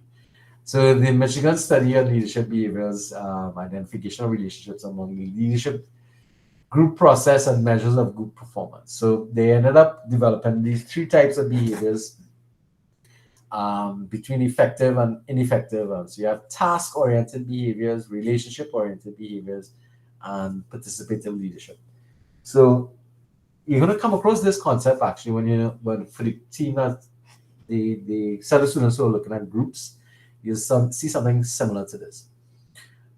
So the idea would be how much time is spent on task-oriented behavior as opposed to how much time is allocated to relationship-oriented behaviors, and the amount of time for participative leadership. So again, they're trying to be scientific here, because you have to remember a lot of psychology prior to that period was really very subjective in nature. And therefore, what they were trying to utilize here was a more scientific approach to looking at behaviors by doing observation exercises. So the problem, of course, with criticism of the behavioral approach is that it tried to simplify a very complex situation. And that, of course, is really going to be a problem. You can't really only have two checkboxes for a host of different types of activities that's taking place. And it, of course, as I said here, it ignored situational variables and group processes. So it again, because it's tried to simplify a very complex situation, then it kind of couldn't capture the indication. And as a result of that, the results have been inconclusive and inconsistent. So that means you can't really draw any conclusions from the data that was gathered. And the behavioral traits that were observed were not consistent in all approaches or all exercises that they run. And that is something that they look at as well. Then we have the situational contingency approaches. So this approach proposes that leaders should vary their approaches on their behavior or their behaviors based upon the context of the situation. The situation determines who will emerge as the leader being the product of the situation. So kind of roundabout thing here. So the major research question is how do the effects of leadership vary from situation to situation? So we start to take a little contingency theory coming in here. So you're looking at the circumstances and the situation. So contingency theory incorporated situational moderator variables that explain leadership effectiveness. So now they start to look at, okay, how is the environment affecting the behavior of leaders? So it emphasized leadership behavior cannot be explained in the vacuum that the previous model was looking at, but it has to look at it in the context of where it's occurring, and that was how it was going. So again, now you had to necessarily try to make it a little more complicated. So the two main theories I developed was the least preferred coworker or LPC model, which describes the situation, moderates the relationship between the leader's traits and effectiveness. So this how the situation moderates the relationship between leader traits and effectiveness. So let's see what they talk about there. Secondly, the path goal theory, which originated in 1957 by Giorgio Popoulis, posits that if a group member perceives high productivity to be an easier path to attaining personal goals, then they will tend to be a high producer. But if personal goals are obtainable in other ways, then they will not likely be high producers. The task of the leader is therefore to increase the personal reward to subordinates for performance in order to make the path to their goal clearer and easier and coincides with the organizational. So this started to get us into the motivational theory. So I don't know if anybody is seeing that linkage there. So here you're talking about motivating people to want to do things in a manner that will be beneficial to both parties, the subordinate as well as the organization. So kind of path goal theory that's coming. Of course, concerns is there was a lack of supporting research because people are just coming up with these ideas. And this was the thing. Somebody would sit down and vaguely observe these things and then start to write about it and do their thesis and PhD. And, publish a book and then people start saying, hey, this sounded good, and end up developing a whole theoretical approach without supporting research. So again, you're talking about the late 50s coming into the 60s, and therefore the scientific approach to things would start to become more important later on. Influence theories. So first set of influence theories started, and Max Weber is a guy we have to pay attention to. He's an important sicko from the past. Okay. Everybody's familiar with Weber? Nah, sir. Weber's is somebody whose theories we use a lot of in management studies. All right. So he was one of the first people to start to observe charisma. So charisma in the managerial context he described it as a form of influence based not on traditional or formal power and authority, but rather on how we perceive the individual. And this is where the whole constant idea of, because Weber was also a proponent of eugenics, because people who became leaders had to have exceptional qualities. They had to look a particular way, they had to speak a particular way, they had to carry themselves in a particular manner.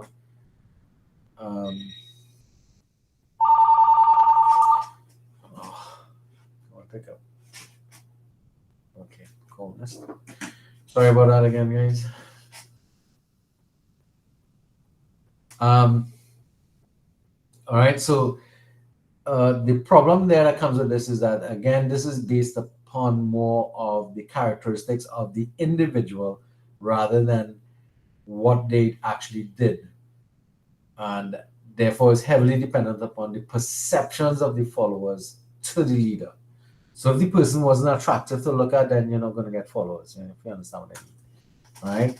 Interest in charismatic leadership was not formalized until 1977 when Robert House proposed a formal theory of charismatic leadership that could be explained by a set of testable variables. Of course, charisma is attributed to leaders by their followers. And this is the problem. Charisma is not something that an individual can measure themselves. It's really followers tell you that you're charismatic. That makes sense? I can't say I have charisma. Other people have to say that you're charismatic. You understand? That making better sense there?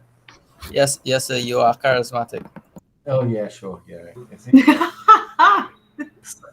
that has a particular squelchy sound, so. All right, it's based on the perception of followers and the attributes of the leader. But there are certain things that lend themselves to being charismatic, of course, and that is pandering to people's base views and ideas. So that's something that we could look at.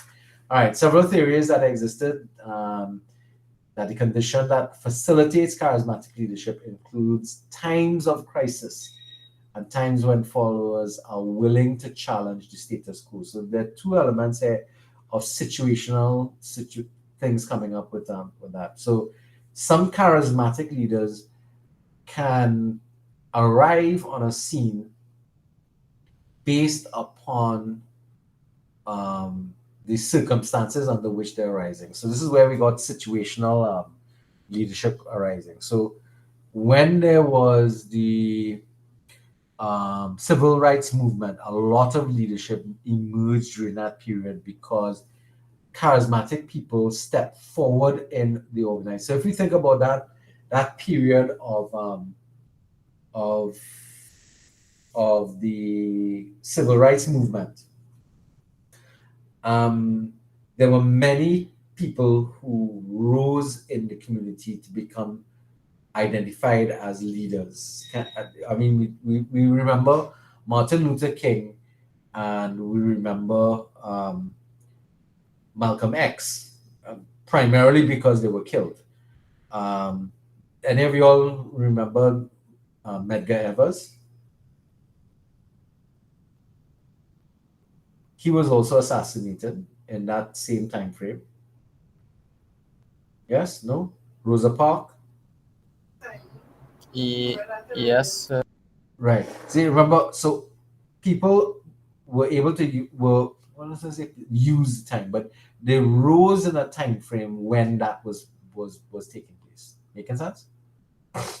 So that the context of the crisis that the society was facing at that time generated more leadership, and also willingness to challenge the status quo. That is also something that takes place there. So charismatic leadership is also dependent upon the feeling of people. Listen, we're fed up seeing this happening, and there's time for change. So that whole thing about Black Lives Matters is one that could kind of look at that. So it's a crisis period that is being felt by one aspect or certain aspects of their society in the United States, and they're challenging the status quo, and more people are joining that concept of changing the status quo. It has become the whole call. I mean, a lot of influencers now on YouTube and on various media, social media, they are actually helping to move this idea of changing status quo forward. And individuals are rising in those social media realms to become leaders. Now, some people are leaders in small contexts, but then there's some leaders who become huge in those situations. So that's what you're kind of looking for during this period. Who's going to rise in the social area or in that particular movement to become the embodiment of it? And again, one of the leaders that can emerge can be dead, because they become the rally cry for the whole change. Okay? All right, charismatic leadership has always received mixed reviews because too much deference to individual leaders by followers can create a dangerous scenario where leaders misuse power or deliver a vision with an empty dream. And that actually, again, we saw with Jim Jones. I was talking about him before. We had a picture of him before. But there were others of with a kind of similar. Anybody's familiar with David Koresh? No, sir. Okay. There's been a whole host of ND type. All right, so David Koresh. Well, oh God, I could never pronounce it, but if you remember, the police made a mess of this particular situation, and it was Waco, Texas, where the ATF raided a house with David Koresh had his commune, and He was another cult leader. yes, he was.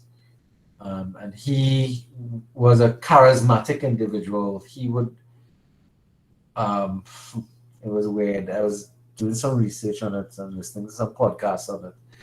Um, he would bring couples into this organization with their children, and he would take their wives and daughters of the families, and he would begin to have children with them. And the men had to be okay with that because he was the new Christ and what kind of it was really ridiculous. He claimed to be the final prophet.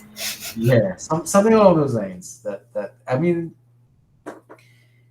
and again, Jim Jones had the same thing too. He positioned himself as the reincarnation of God and Jesus Christ, and but again, both of them were more universal in their look because they weren't just Christian; they were also more Eastern religion, Buddhism, and all kind of things. So, a whole heap of nonsense with that. But I mean, the kind of mind.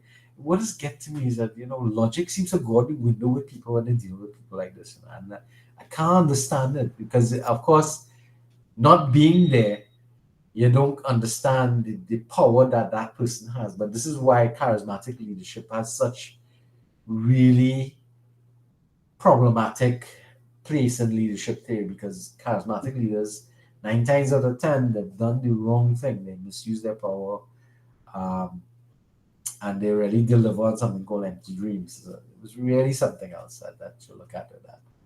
But the thing is, when you look at based on the instances that you've given in terms of charismatic leaders and their followers, it would have been people who were broken in some form or fashion.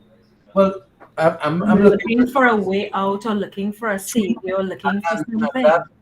That's the nature of these characters who come up as charismatic leaders. They can identify people who they can manipulate quite easily.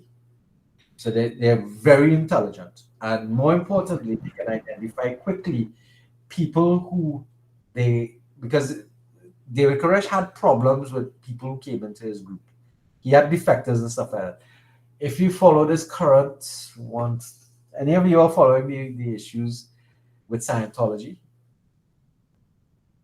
and L. Ron Hubbard? Nah, sir. There's a whole nother cult nonsense going on, and at the helm of that is Tom Cruise, who is a Scientologist. Him, John Travolta, a whole set of A-list actors and actresses are declared Scientologists, and boy, do some reading on that, or find a podcast. Is that the sect where they believe after they've passed, their bodies would be in a frozen state and brought back to life at some other time? No, that's a different one. That's another one. But no, Scientology is a belief structure that. But sir, it all comes back down to what you're saying in the earlier sides where leadership it entails a vision where you say that you could solve certain major problems, Correct. So And their followers. That's the issue that you're facing there. Because these people are seeing this as the answer to the issues and the problems that they face. And everybody's problems and issues are individualistic to themselves. So I mean, when you start to deal with those concepts, so I mean, I encourage you guys, just learn a little bit about Scientology. There's another. Um, Scientology is probably the most weird one because that's the one that has that whole lizard theory and nonsense. Then you have that group of people, QAnon. You're familiar with that? That one's gaining some sort of popularity because QAnon believes in the world is being moved towards this new world order. I saw somebody posted a YouTube video the other day or short about um, God, what's her name? Beyonce revealing herself to be a demon. The logic goes out of this. So what's the name of that again? QAnon? QAnon. So some of these things you go out there, right, type it out for you, sir, because like Well, uh, the Vidian, it was David, right? It's David Koresh, and he called his thing the Vidian something or the other. But if you just type in the name David Koresh, Korish, you'll find him. Scientology, I mean, it's spelled the same way. L. Ron Hubbard is the creator of that particular thinking. He wrote a book in the 80s that I read actually, and it was kind of he gave some practical advice of how to deal with the coming apocalypse, which starts the whole ball rolling. And then, I mean, if the factors from Scientology are to be believed, the process of moving up into levels in that organization is horrible because it depends upon auditing, and you're audited by other people. And people here, you're doing things that are not approved, you are then re-audited. Excuse me, sir. Yeah. Do you think that some of these things are placed out there, like the whole thing with Beyonce and the other actors and stuff like that? Part of me wonders if it's placed to see how easily manipulated people can be. Well, that's true, and that's the whole thing about it. That the, the problem, it seems that they're less, and if we go back to the effectiveness of followers, right?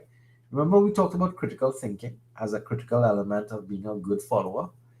The idea to me is when people put out rubbish like this and they're hoping to manipulate people, what they're trying to what they're saying in one hand, this is evidence, right? And they're saying this is the scientific evidence, but half the crap that's going up there is not scientific at all. It's just making psychological suggestions. So all right, you all know about the satanic panic in the 80s? You all ever heard about that? Nope. Satanic panic was about music in the 80s that had satanic messages built into the music. So you should look into that because you had bands that at the time that were popular in heavy metal and rock music that were accused of being devil worshippers and encouraging Satanism in among the youth of America in particular. It's raining heavy here. And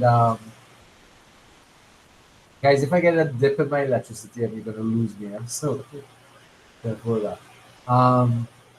So you had that situation there where they were taking records and turning them backwards and saying there were subliminal reverse messages found in the music and all kind of stuff. yes, I sir. That, remember, that basically started with the Beatles, and no, then it well, wasn't. It wasn't. The people found I it in. mean, They found. They said they found. Listen, how they did it. If you listen to the way in which they distributed the material, it's called psychological suggestion. If you turn something around that is said one way, it'll sound different than when you turn it around. So there's a record that the Beatles put out called Number Nine. Revolution number 9, right? Yes, sir. That's the one we talk about. And they say when you No, turn, well, that's not actually the one I'm speaking about, but what you I talking am about? Helter aware of it. Skelter? No, I'm talking about Strawberry Fields Forever. There was Strawberry when you Fields was ideal, right? So people ascribe to Strawberry Fields that, but do you know there's a place called Strawberry Fields, um, in yes, sir. and Penny Lane and all those places? I'm a Right, very big Beatles fan. right. Okay, cool. So Strawberry Fields was ascribed to what? Shh, The don't say that too loud, boy. Strawberry Fields Look, was ascribed to the marks on your skin that you get from drug induced from using drugs, right? Intravenous drugs. I mean, not really. So why speaking about is there's a at the ending of Strawberry Fields is a certain part when it All reverses is sounds dead. like, yeah, basically. So that was like the first one Right, I but if you were told about that, would you have? And that brings up the follow on to the Eggman and Mr. Walrus, right? yeah. And number 9, Revolution 9. When you turn it around, it's supposed to say "Turn me on, dead man." Oh yeah. I heard of that one as well. Right. So it's a whole conspiracy theory. But what it starts off doing, it starts off with psychological suggestion. So if you take any sound and you turn it backwards and you say, listen to this, it's going to say sa sa sa, and then you play it, it's going to sound that way. You're going to hear what the person tells you to hear. It's Oh psychological. yeah. The same thing when they took the Eagles Hotel California and they interpreted the music there. You can step out anytime you like, but you can never leave. Stabbed it with the steel knives and kill the beast. Everybody said that Hotel California was this place that people met with satanic rituals and so on. And it very well could be because again, the 80s was a period where a lot of bands looked at this satanic panic nonsense that was going on literally and just basically started capitalizing it, and that led to emergence of bands like not Guns N' Roses. The band that really capitalized on that satanic panic was Motley The Crue. CDC. No, ACDC was before, but the ACDC kind of like the writers there, they did Hell's Bells, Highway to Hell, and all that kind of stuff. They use a lot of their music to appeal to the thing. The vast majority of ACDC music is about sex, all right. Yes, If sir. you nothing about Hell's Bells for those about to rock was basically a tribute song. But understand what happened was when this particular group of parents got together, sort of similar to Mad Parents Against Drunk Driving, Mothers Against Drunk Driving, if you remember that, was this group of parents that got together and propositioned the Congress about the satanic content of or the evil content and anti-Christian values of rock music. And all that really happened during that period was that more children became more interested in rock music, and rock sales, album sales went up by God knows how much. Hold on a second, seems that somebody is outside. Hi, Miss Mendez. All right, it's 8 o'clock already. And Miss Ali arrived. Okay. So Sir, I am here too, who's I am here? Who that? Crystal Campbell. Campbell, right, there you are. Didn't see her. Thank you very much. And did Hamilton come? No, sir, we need to discuss something concerning Akiba. She said that she withdrew the class, so I don't have anybody to do Hold. Let me call.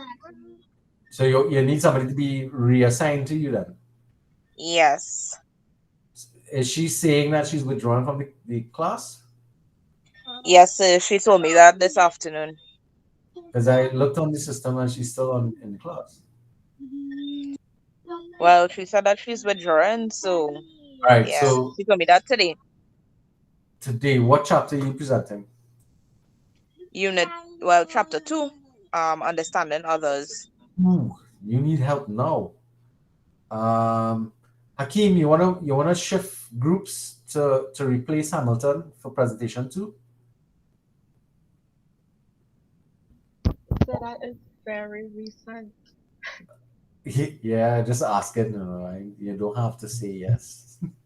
Anybody willing to make a jump out of a group of three from another group? Because apparently we seem to have lost somebody. So I can take two, Anisha Webb. Web. So you're jumping out of presentation 10. All right, so Anisha, I could offer you, anyway. Let me cut you from here.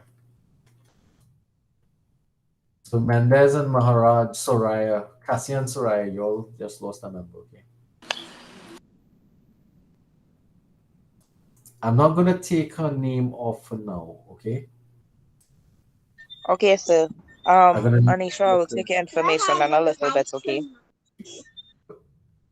Well, you could do it on WhatsApp. You could, Anisha, you could message her directly. If you all know each other's numbers, it will help. But we'll see how it goes. Cassie, I just messaged you regarding presentation 10. You could just ignore me. Presentation 10. Yeah, no problem. So Ms. Webb, you can still work on presentation 10 as well, with your friends. Because you all may have already started work. No. No. Well, if no, well then you don't worry about that. All right. Oh God, we still have so much to do, and it's already 8 already. How you guys going? You all okay so far? Yes, sir. I would like to believe so. Yes, sir. Okay, so we kind of Yes, getting sir. into this charismatic thing, and let's come out of it a little bit. But just suffice it to say that charismatic leadership is probably one of the most controversial and dangerous areas of leadership theory that we have to look at. Okay, reciprocal leadership theory started developing in the 70s. This is where you start to focus on the relational models and the reciprocal nature of leadership and followers. Now, anybody's familiar with what's going on in the 70s? What's the main movements in the 70s? So the 60s was also the civil rights movement taking place there. That was part of the thing. The 70s, late 60s into 70s, you had the love movement going on. You all familiar with that? Maybe. Flower No. power, No, drugs. sir. No. Okay, so back in the 70s, therefore, you had this whole love type activity. Everybody is one, and then you had the riot. You had a couple of things happening. You had the civil rights movements meeting the anti-war movement, and you had the flower power movement and the hippie drug movement, all of them kind of crashing into the same period. And of course, that had an influence on the type of leaders. So it started to focus a lot of attention on the relationship between leaders and followers. So this is where the concept of followership started to come into play, because the 70s is also saw the development of the cult following issues. So you had this whole situation of a lot of people getting indoctrinated into communes and cult followings and stuff like that eventually led to things like the Moonies and the Jim Jones situation, and then later on to the charismatic leadership follows. So that relationship between leadership and followers was something that became under a lot of scrutiny, and therefore one of the reasons that the reciprocal leadership theories came up. It emphasized that mutual goal between both followers and leaders, and it elevated the role of the follower in the whole process. So that most times leadership, when you in that particular look, the theory tended to focus on the critical nature and importance of the leader, whereas the reciprocal leadership theory started to say, no, well, the leader is important, yes, but just as important and more so is the role, function, and effectiveness of the followers in the organization. Because if you think about it, without effective followers, you're not going to get anything done as a leader. You understand? Which is the part that kind of gets me with some of these things I was talking about before in terms of scienceology and stuff. So leadership is not just something that a leader does to followers, but rather leadership is a process that engages leaders and participants. It values the contribution of everybody it shares power, it shares authority, and it therefore establishes a sort of inclusive activity or inclusive interdependent um, behavior between people within the group. So that, again, nobody can lead you where you don't want to go, if you think about it properly. But again, it depends upon your willingness and ability to be critical and stand up to somebody who's telling you to do something that's nonsense. You understand what I'm talking about? So that's the nature that I'm talking about there. All right. So they, in the true sense of the word, participants are empowered to provide leadership and make significant contribution to the achieving of the goal of the organization, and therefore, from your followership comes more leaders in the whole process, and therefore, it sets up like succession planning so that one leader can leave off and another leader takes up, which is sort of like what happened with L. Ron Hubbard. But I think the current leader was somebody who married one of his children or something like that. So something you want to look at in relation to that. And of course, his wife disappeared. That's why I was telling you, look into the Scientology. His wife is still missing. All right. So the three major theories from this subset is the transformational leadership theory, the servant leadership theory, and the followership theory. So, Sir, yeah. question. It's just a thought I had. Most of the leaders that you've brought up under these different groupings have been some really had very negative influences on people. Yes, they did. Are there But any because positive ones? yes, JFK, and look what they did to him. So it's either they do to you or you do to them. No, Obama will come into that period. I have had personal experiences with leaders who are really good, and we had good experiences. But again, the problem happen that I've found is when there's transition.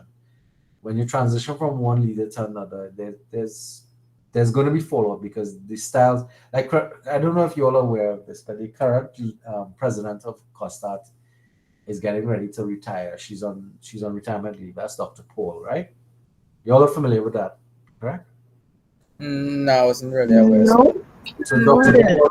Dr. Paul is getting ready to retire and is on pre-retirement. Well, no, she's not on pre-retirement leave. She's just acting while they're bringing in a new president. Now, again, the president has to be nominated by the board, and they have to be approved by cabinet because our board is a government board.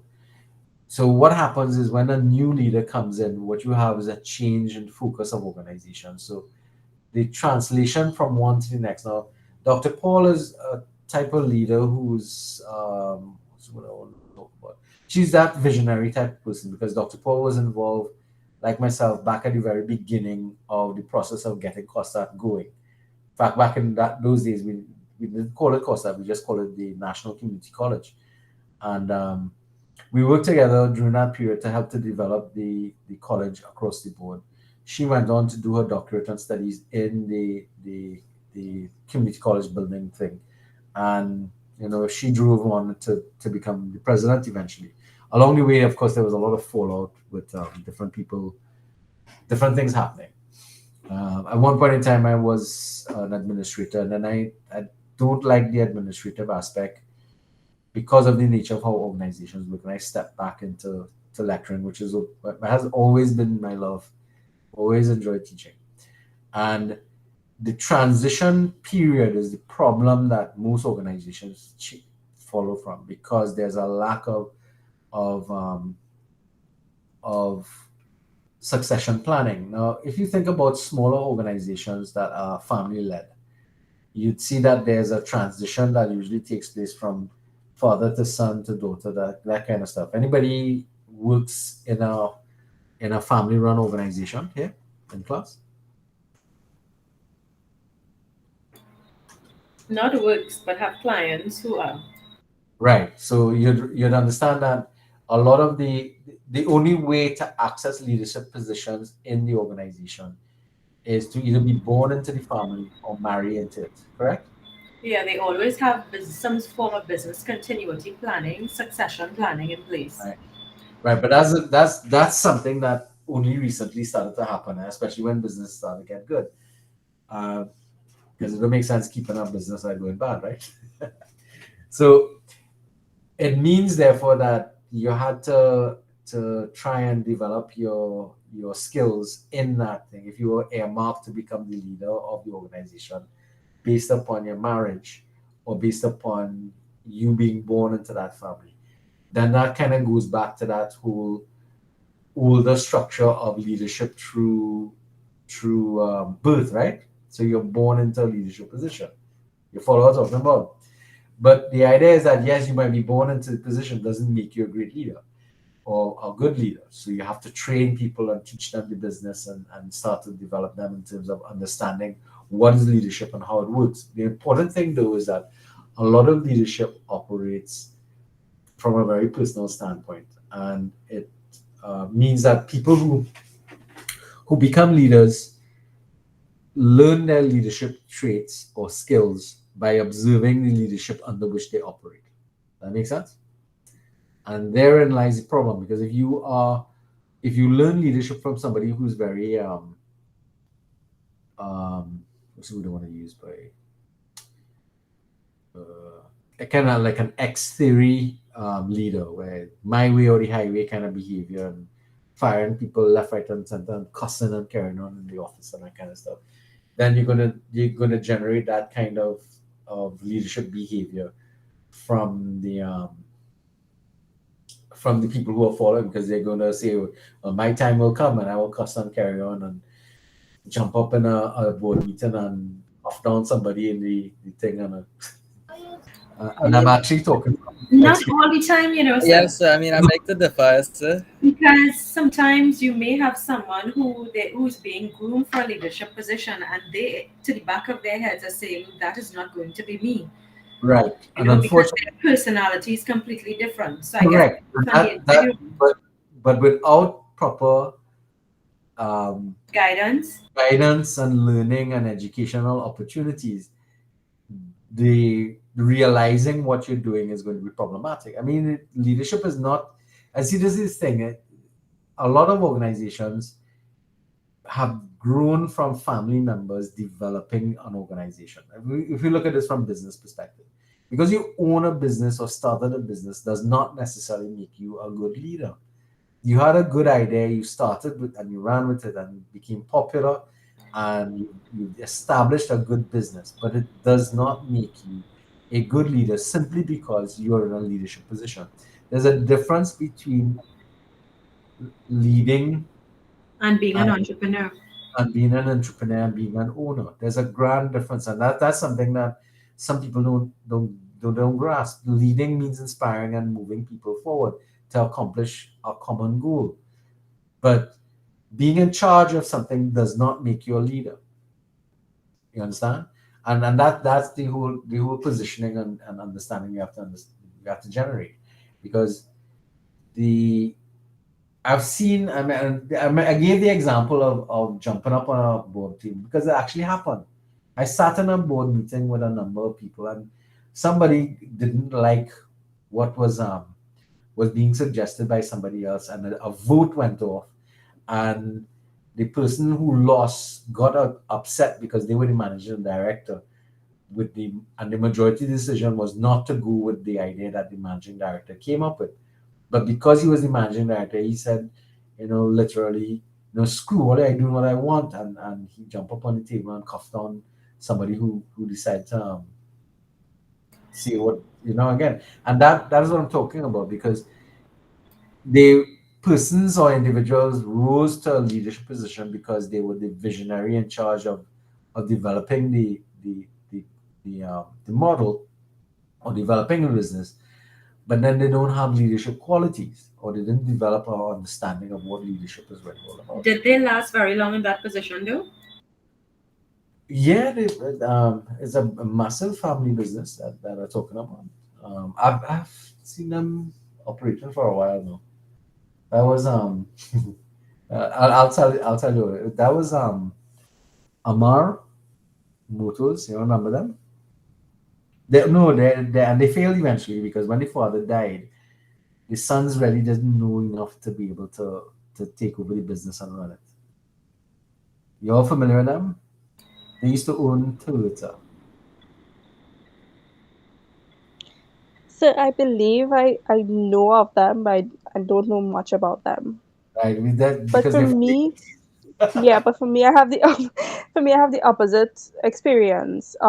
It more is more focused on the person who created the business, basically led the business down, and that happens too. right, and then it took up the children responsibility to make the business happen and be Right, prosperous, basically. But it also comes down to the fact where the head of the family is not deceased, it's not dead. So right. yeah, But everything still need to they were go through. usurped. Yeah, they were usurped or replaced by the younger people in the organization They because they. were, but it happens in scenarios where they still want control, so things progress doesn't happen. Of course, Yeah. listen, people, and this is the problem with visionary leaders. Visionary leaders get so entrenched in the vision that they have that any other idea becomes problematic, and they're just unwilling to let that idea go. And I also dealt with a company that I was a director in as well, where the leader had a particular vision, but he always accused us of being short-sighted.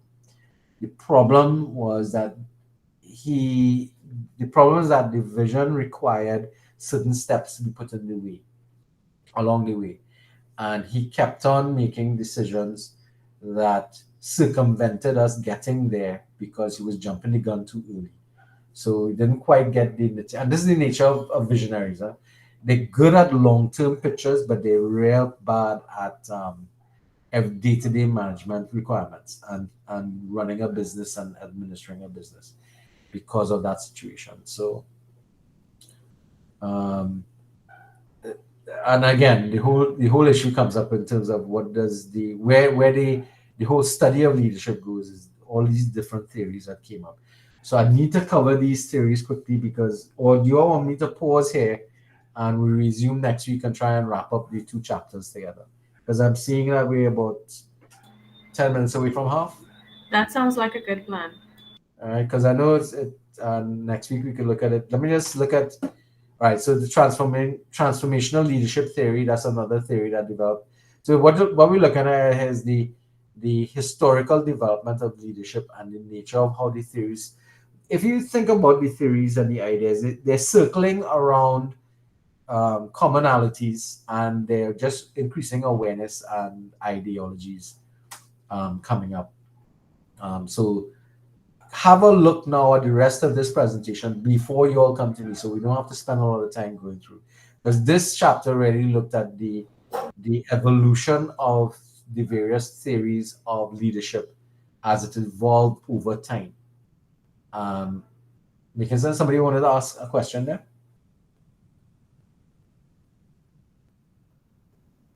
Good noise. All right, so that's why I identified some good. Somebody was saying that I use negative people. So some of these were positive and charismatic. So I have John F. Kennedy here, Mahatma Gandhi. Anybody recognize this fella here? Abraham Lincoln. Abraham Lincoln. Abraham Lincoln, again, transformational for, again, when transformational leaders are leaders who transform organizations and in this case here, countries from a previous point of view to another point of view. So they're moving. What transition did Abe Lincoln look at? I'm not sure if I'm wrong, but didn't he end slavery in America? Yes. So that was the transitionary period that he was in, dealt with that. Mahatma Gandhi dealt with the transformation of India from a colony to independent state. JFK made a transition of, I think it's best said in his statement that he what ask not what your country can do for you, but what you can do for the country. That transition to selflessness and contribution to the thing. So he also, ruled over that whole period of the Cold War was a period like that. This gentleman here, another transformational leader, he led the United States during the World War II. Anybody remembers him? No, sir, but Was I feel like you spoke about him Yes, last we time. had it before. We spoke about Martin Luther King as well, transformational leader during the period of um, black. No, no, it wasn't called Black Power. It was Black Civil rights movement, sir. Civil Rights Movement. And anybody knows this nun here? I feel like I Mother know her name, Teresa. but Mother Teresa. Mother Teresa, right? She's transformational in the sense that of she lives in poverty in India, looking after, and she's actually featured a lot in some of the theories of servant leadership. Both her and Mahatma Gandhi are featured a lot in servant leadership. The same thing JFK talked about as well. These three here are very um, their philosophies link a lot with servant leadership models I talked about. So that transformational leadership then kind of moves us into that servant leadership, which is one of the transformational leaderships models. yeah, So sir. But it is unfortunate that three of those people I could identify were assassinated. Three of those yeah, positive leaders. again, one of the reasons why that may happen is because actually for them actually So three that I could name. well Well, Abraham Lincoln no. was also assassinated. Yeah, I know that. I know Right. Martin Luther Abraham, King, John John F. F. Kennedy. Kennedy, and Mahatma Gandhi. Oh, Mahatma Gandhi was also assassinated. I was not aware of Yes. And his that. But assassination was horrible because it led to the Muslim Hindu divide, right? And that was something that was a serious problem. If you really want to get a kind of idea of the life and times of Mahatma Gandhi, look at the movie Mahatma Gandhi with Ben Kingsley, who played Mahatma Gandhi. Probably one of the best portrayals and historically accurate interpretations of the life of Mahatma Gandhi. Have a look at that movie. It should be on open access now because it's such an old movie, but it was by far one of the best portrayals of his life and the contribution that he made. And you'll understand the whole issue with his assassination and the impact it had on the whole Muslim Hindu divide that takes place in India and Pakistan and the rest of it, Sri Lanka and all of them. Is really something else. All right, so we will pick up from this theory here on page 73 next week. But if you can, guys, please kind of go look at the rest of this and kind of go through it. As I said before, what we're looking at here is the development of these theories over time and how the concepts, the current concepts, developed and kind of got going from that period. All right. So something I kind of want you all to pay attention to in relation to that. All right. Any questions on what we looked at so far?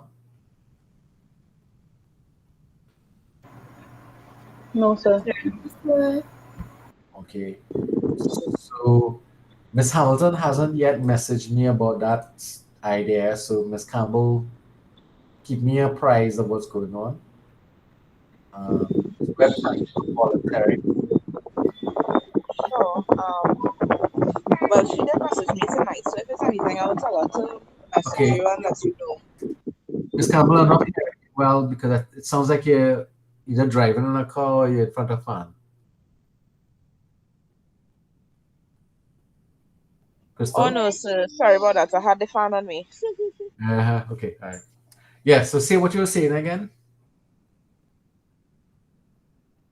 Didn't hear what you said. Yeah, I was just letting you know that she messaged me tonight actually because she said that she's kind of juggling work and Studies. well, a new job basically, work, Oh, school and stuff, and it's a little hard on her. So I would just let her know to message you and let you know for herself yeah. her intentions or what it Tell is really tell going her, on. yeah, tell her if she's doing the withdrawal though, if she doesn't contact me. to make sure to do the proper form work for it, or else she's going to get into problems later on. Okay? No problem, All will right. do. So Okay. can I make a public announcement, please? An announcement? Yeah. Yes. Okay. Can the members for presentation on chapter 8 please contact me? Please? No. Why? They don't want to talk to you? Before they get, Pimp slap, pimp slap. Listen. Hey, Marcus, Oh I boy. take it, Marcus, you got back your electricity. Listen. Nah, I buy my brother right now. Okay. Well, thank you for making the effort and joining the class. Yes, no problem. I just updated the register there to reflect that you attended. Okay. All right, thanks. So, Sanchez, sorry. Hey. when are you getting back your phone? Hopefully sometime this week. I apologize. And we could create a hangouts, well, not hangouts, but Google chat room if that would be better for you. Okay, no problem. Both start passing bad way. Sorry. Well, No, no, everybody making announcements now apparently. I find, right, but this is great. I mean, make announcements. I just wanted to remind you all about Rebecca's message in the 16 personalities. Rebecca, please remind everybody, because I think you have more people here now than you made the first time around. Oh, okay. So guys, in the chat, I sent oh, is it still there? It's not there on mine. But No, I don't think it's No, there. it won't be there for people who I'll- came in late. Yeah. Okay, yeah. I'll repost it now. But basically, it's directing you to 16 personalities to do a personality test for a survey that we want to conduct for our presentation. And all you need to do, really, it has all of the steps. You just need to do the test, get your results, and give me the percentages, age, and gender. You can send it either to myself or Katrina Ali, that's my partner, or if you don't want it to be, if you want it to be anonymous, you can also send it through an anonymous email source that I provided there for you as well. So I will get these steps now and post it in for you. I think we Please, should also please, post it on the please. WhatsApp group. No problem. Sorry? We should also post it She on the placed it WhatsApp in the group. WhatsApp group already. Oh, right. Okay. Did I? In the WhatsApp group.